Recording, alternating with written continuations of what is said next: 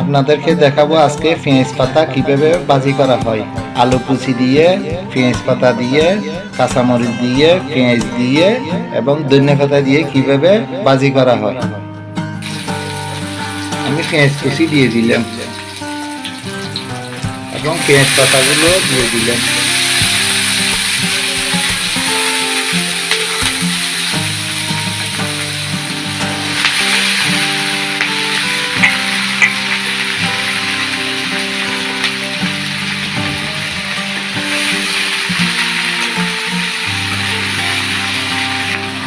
পাঁচটা কাঁচামরিচ দিলাম,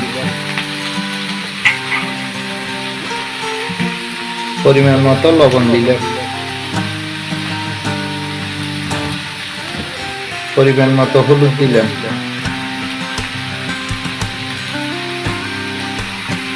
স্বাদ হওয়ার জন্য ম্যাজিক মশলা, স্বাদের মশলা অল্প পরিমাণে দেওয়া হয়েছে। পেঁয়াজ পাতাগুলো একটু ভাজি করে নেওয়া হয়েছে। এখন আলুগুলো দিয়ে দিলাম।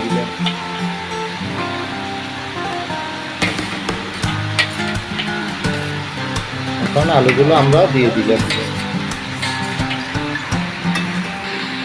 এগুলো ঢাকা যাবে না, এগুলো ঢাকা গেলে এগুলো পানি বাইর হবে, পেঁয়াজ পাতার পানি বাইর হবে, সেই জন্য ঢাকা যাবে না। এভাবেই ভাজি করতে হবে। প্রায় 15 থেকে 20 মিনিট এগুলো এইভাবেই ভাজি করতে হবে, না হলে ভাজি হবে না, এতে কাঁচা থেকে যাবে। যেহেতু শীতকাল, এখন সব জায়গায় পেঁয়াজ পাতা পাওয়া যায়।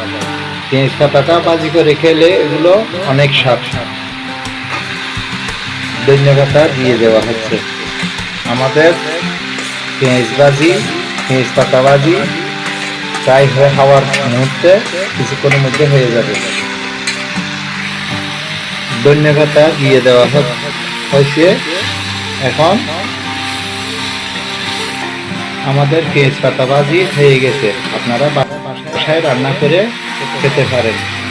আমাদের চ্যানেলে যদি আপনারা নতুন হয়ে থাকেন, পরবর্তী ভিডিও দেখার জন্য সাবস্ক্রাইব করবেন, শেয়ার করবেন, লাইক দেবেন। আমাদের ভিডিও দেখার জন্য আপনাদেরকে অসংখ্য ধন্যবাদ। ভালো থাকবেন।